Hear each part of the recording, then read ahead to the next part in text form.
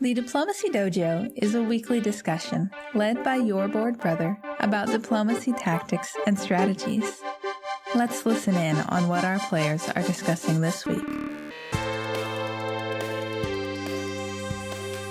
Hunter's here with me on the Diplomacy Dojo. How's it going, Hunter? I'm doing well. All right. You got things on your mind today that you would like to go over? Well, one thing I was interested is about Germany.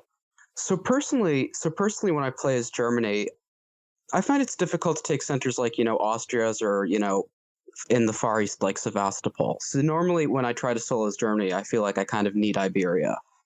But if that's not an option, because France is strong or something. Okay, so it sounds like we could discuss how Germany might take Far Eastern supply centers. How would that be possible, under what scenarios, etc.?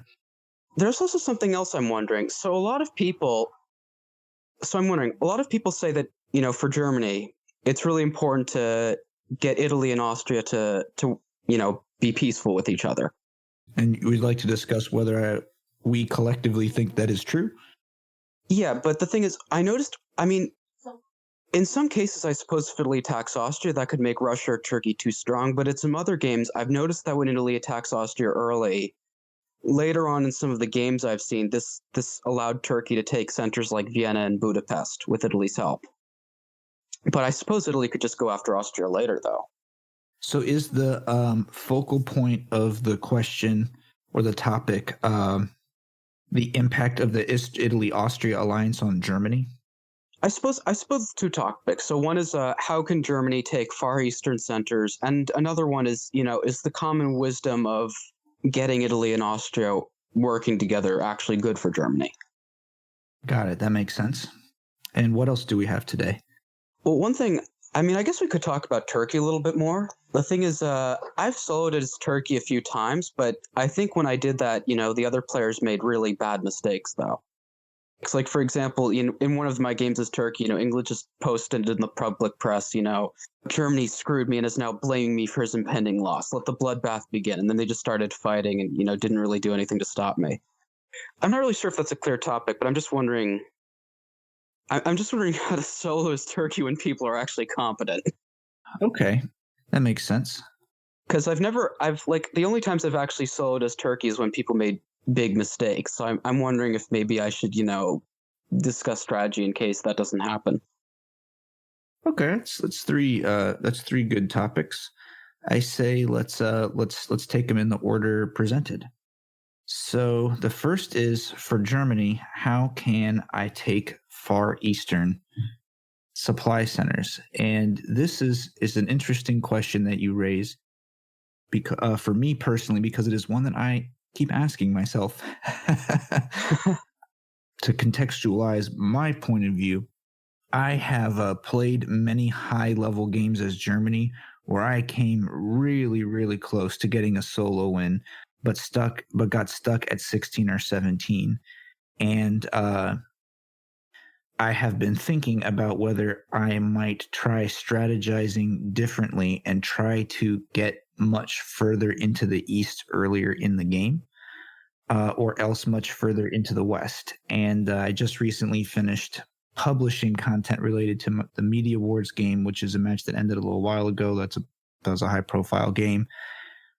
In that game, I tried to go as far west as possible, at one point even convoying an army into North Africa to try to consolidate all power in the West and use Tunis as my 18th center. I was not able to do so, but it was pretty dang close. The alternative of going very far in the East is something that eludes me. I have seen other players do it plenty of times. I have seen German players who control lines like Vienna, Budapest, Romania, Sevastopol. I've seen stuff like that.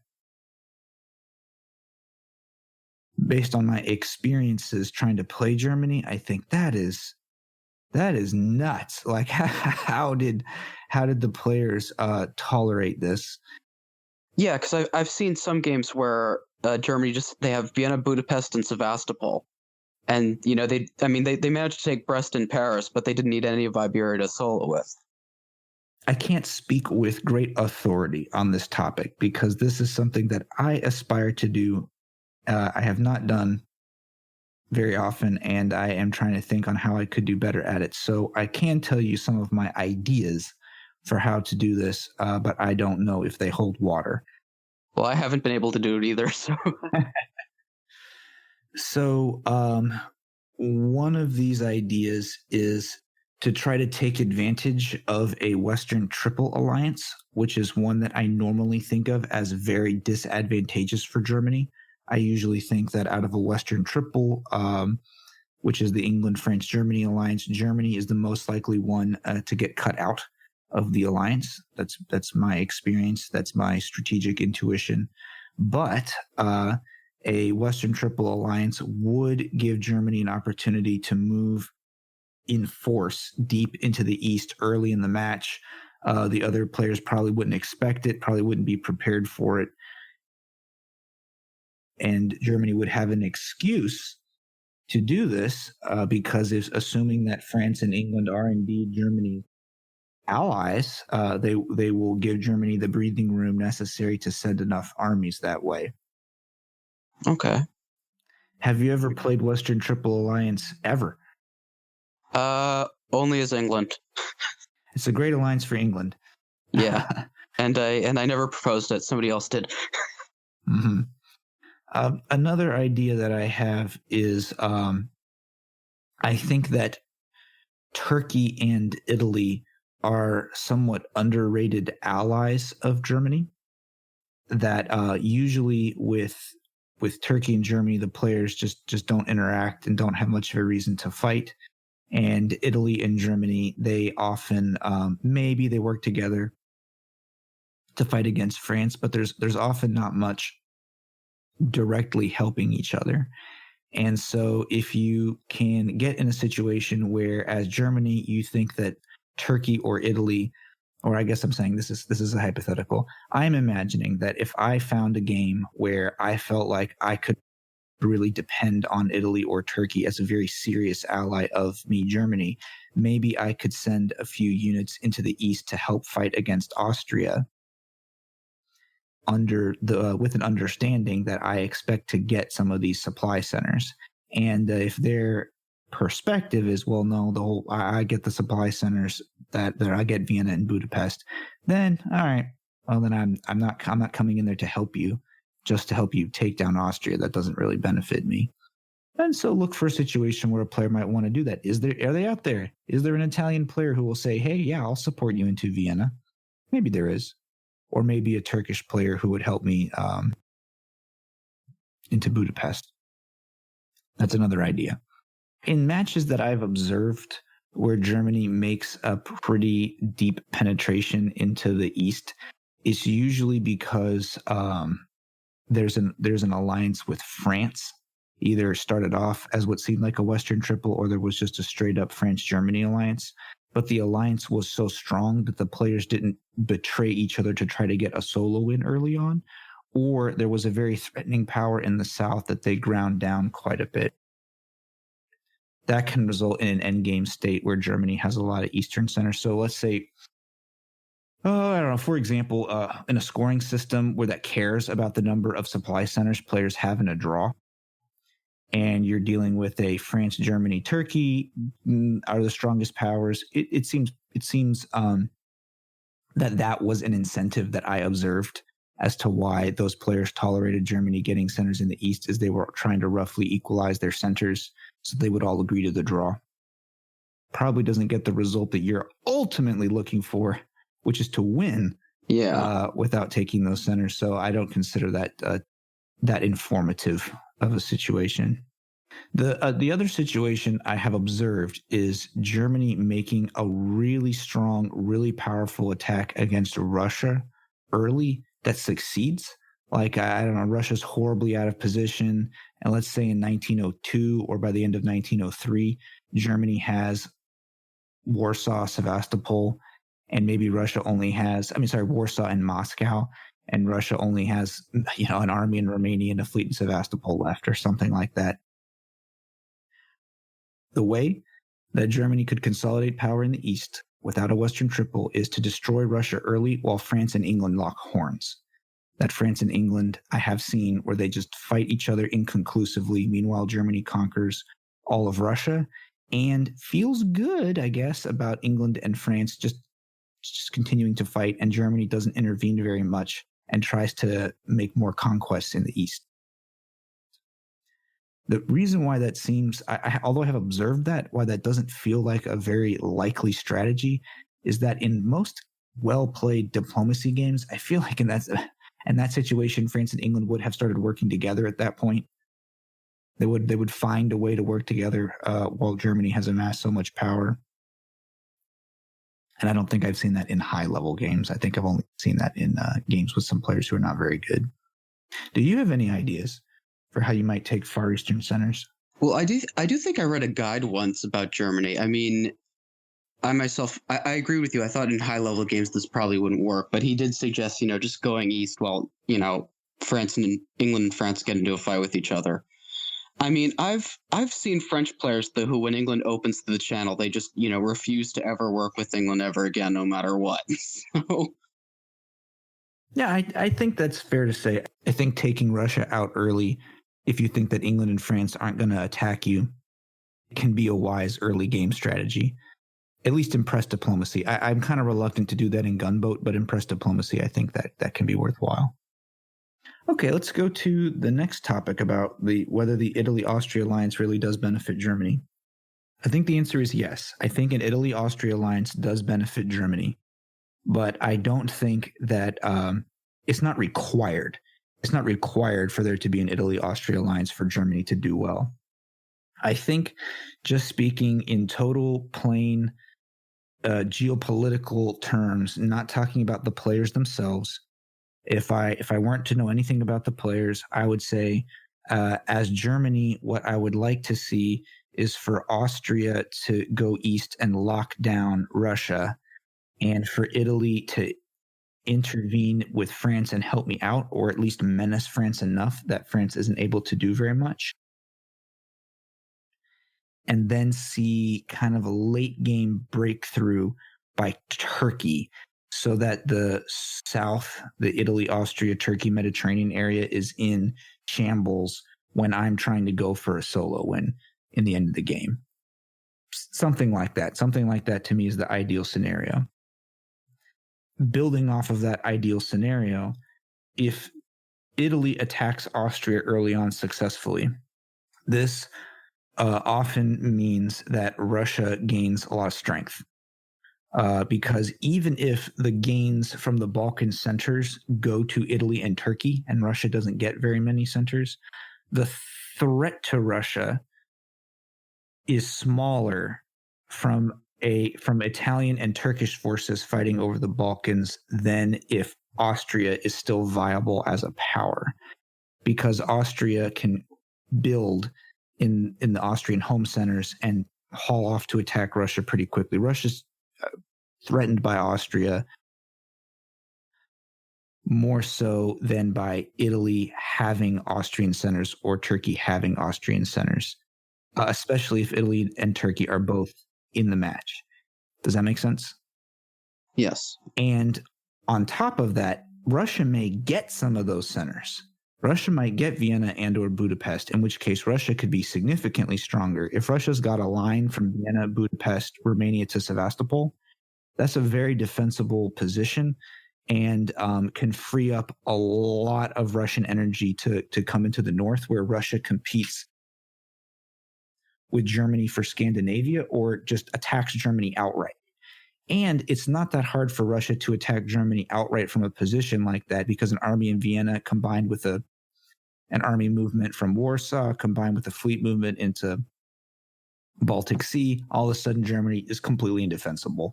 If your forces are extended fighting France and England, that can happen.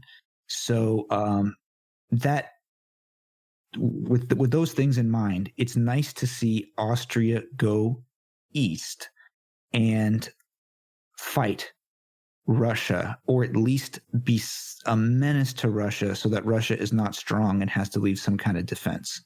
And Austria is going to do that early game if Austria believes Italy to be a friend. And similarly, there's something going on with Italy where France is pretty hard to break down early on. Germany needs help from at least one other neighbor. The help could come from England, but it also could come from Italy. And working together with Italy to fight France, you can break France. You could actually get in there and start taking centers. At the very least, Italy menacing France somehow will prevent France from making all-out attacks in the north, which are not good for Germany. There are alternative ways to fight France. I don't need to get into all that. What I'm trying to say is that Italy going west to harass or to attack France is consistent with an Italy-Austria alliance as well. So if the first thing that happens in the game is that Italy is messing around with France, at least with a few units, and Austria is messing around with Russia, at least with a few units, then now two of Germany's major neighbors, technically Italy and Austria are neighbors to Germany, but they're very rare early game threat. The more threatening early game neighbors, France and Russia, they're really unlikely to attack Germany, definitely unlikely to attack Germany together. And now Germany's got a lot of options. Germany could work with or against Russia, could work with or against France, could attack England or ally England. And that's a really good strategic situation. In the long run, if the Italy-Austria alliance is very strong, they trust each other a lot, they are not backstabbing, and they are successful, then that can impede Germany's ability to solo win because Austria can consolidate power in Warsaw and Moscow centers Germany likely needs to win, and even menace Germany's home centers at Munich and Berlin. And similarly, Italy can consolidate control of Marseille and Iberia. And if Italy has that, it's very hard for Germany to take that by force alone, and Germany likely needs some of those centers to be able to solo win as well.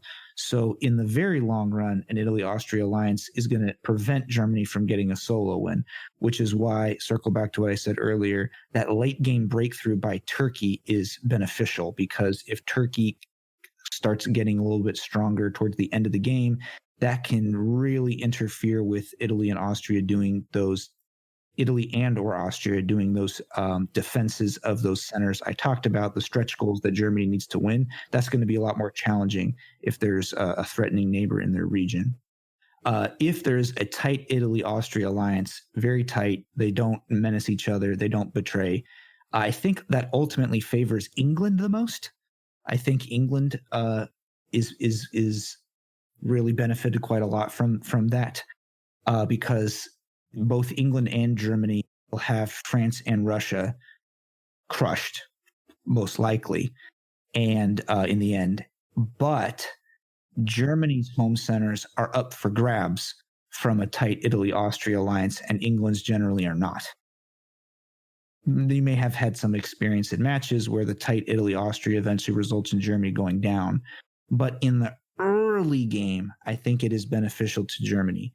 And I'll add one other thing, which is that Austria going down quickly because Italy attacked doesn't necessarily mean Germany's going to have a bad game, because the players after Austria goes down could end up fighting in circles forever. Like Italy, Turkey, and Russia could keep changing sides and fighting, whatever. And that all works out for Germany. I'm just saying that by and large, on average, it's usually better for Austria to be around for a while for Germany.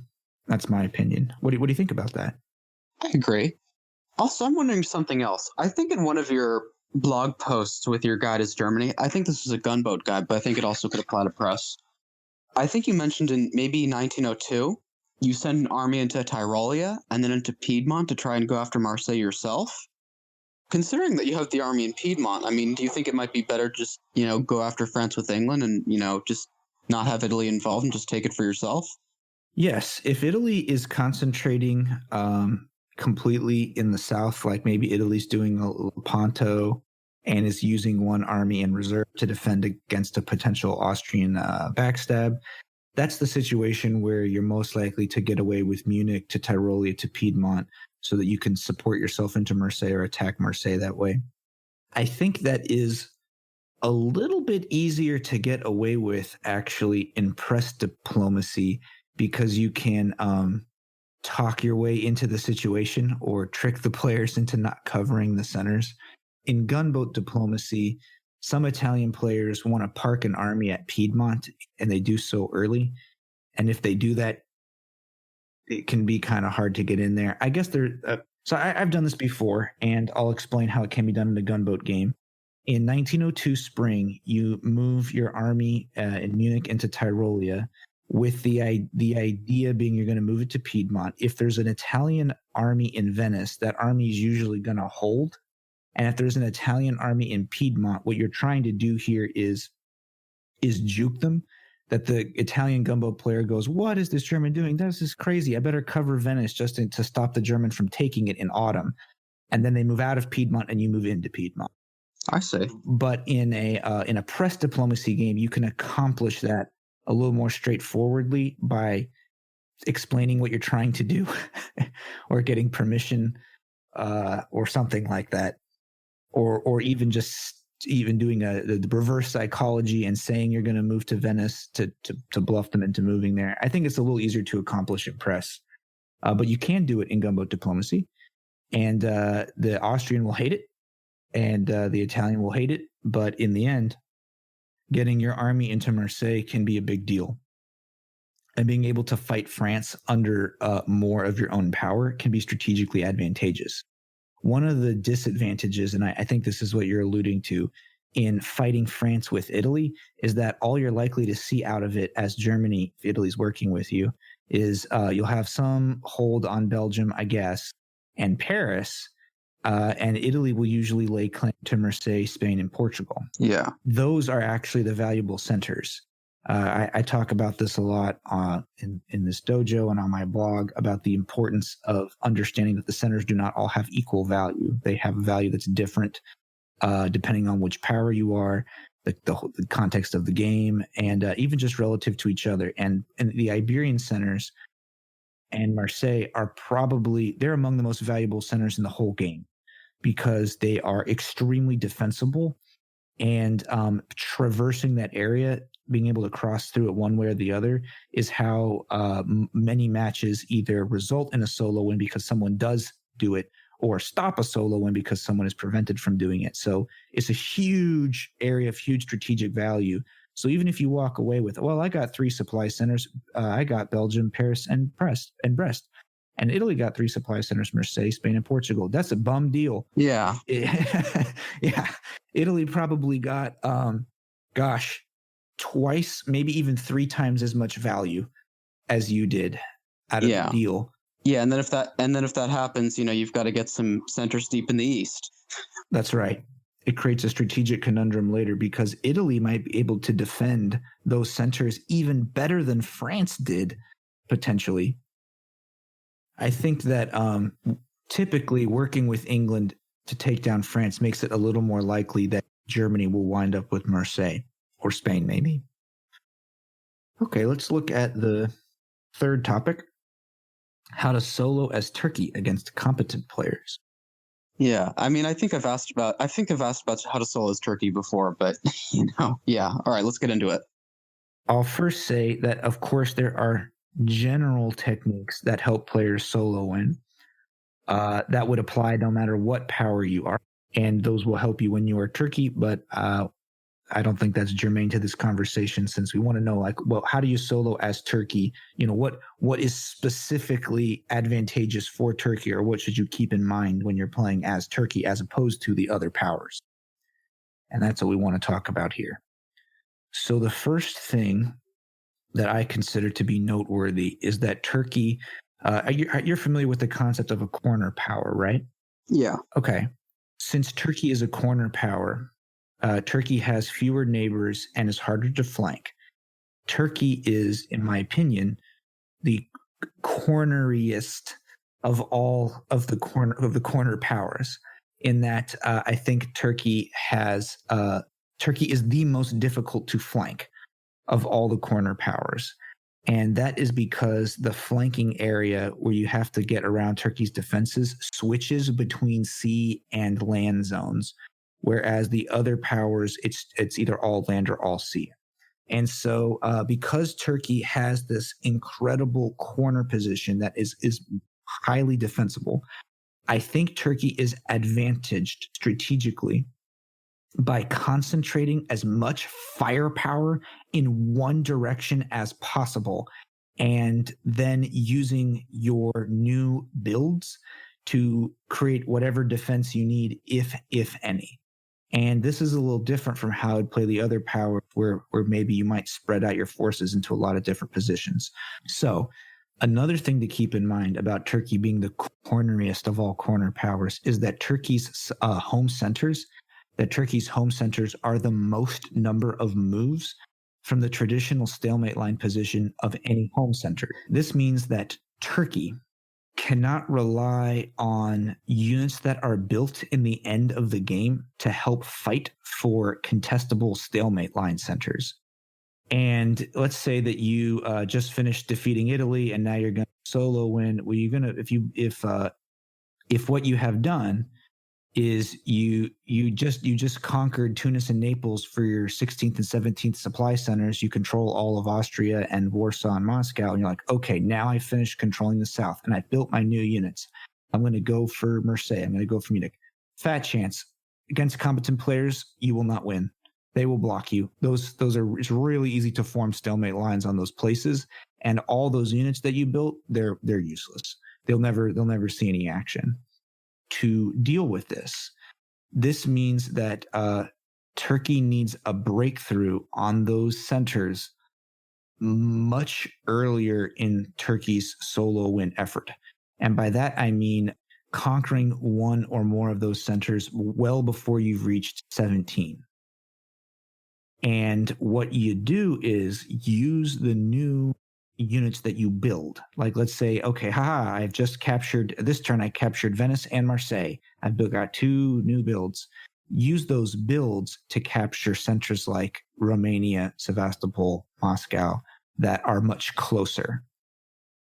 I'm wondering, in the games where I soloed as Turkey, I got Marseille, but I think in what you put on your blog, you said it was easier to take Munich rather than Marseille. Was this a gunboat game? Well, yeah, I suppose. So I guess, all right. So in gunboat, it's easier to take Munich? That's my opinion. But go ahead and tell me what you think. Well, so basically my strategy usually is, you go through Austria, you go through Italy, take Marseille, and then you stab Russia. So if you want to take Munich, maybe you just go through Austria and Russia and then grab Munich and then go after Italy? That's right. If you have made gains in the central area of the map earlier, then you're going to have a lot of armies without much to do other than invade Germany. I see. A reason that I think Munich is let me back up a minute. When I was first learning to play diplomacy and I was reading a lot of the old literature that was out there, some of it from the postal days, that's how I learned to play when I first started playing about 10 years ago. And over time, I have either affirmed, yep, that's right. I think that's true from my experience, this advice, or I have deviated from it. There's some things that, the metagame of how people play diplomacy was very different back then. I don't think that advice holds true, or there's some tactical insights that I think maybe didn't quite exist back then, or who knows what. There's some things that just drift. And one of those ideas that I hold with is an old idea that the most important center on the map, if there's one center that's the most important, it's Munich. The reason why I think this is that Munich is the center in the north that is most easily contestable by the south, by the southern players. And I think this is because fighting in the south is mostly done with armies, and Munich is relatively straightforward to contest with armies and is often not locked behind a defensive perimeter by northern powers. And they need a bunch of armies in certain positions to do it, and they're unlikely to be in those positions.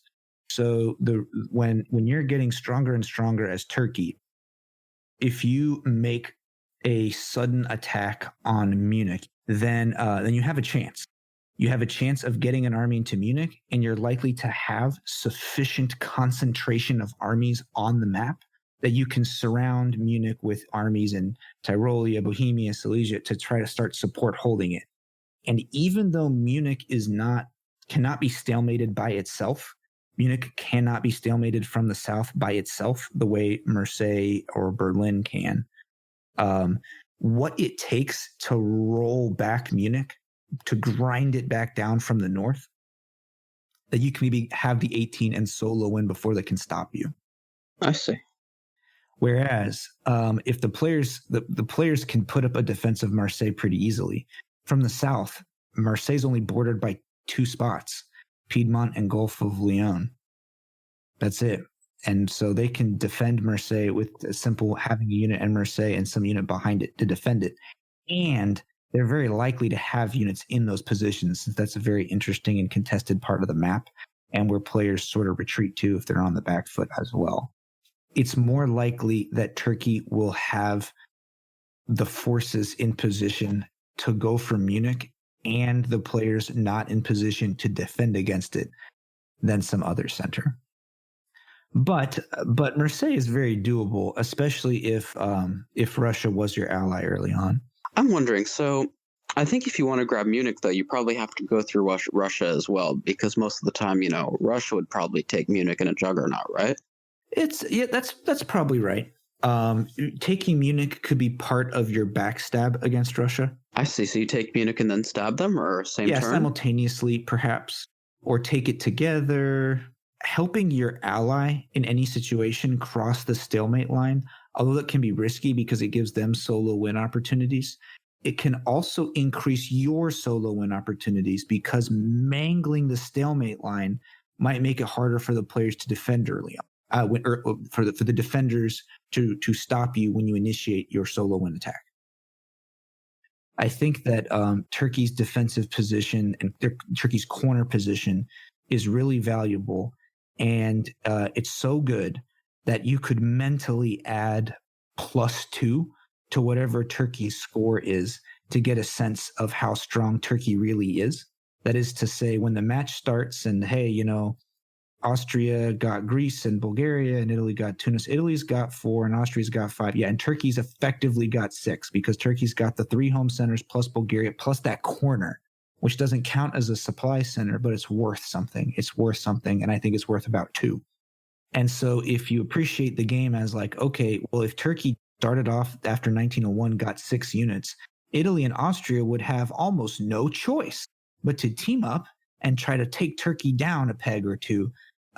If Turkey literally started the game with 6 units, they would probably feel that they had no choice.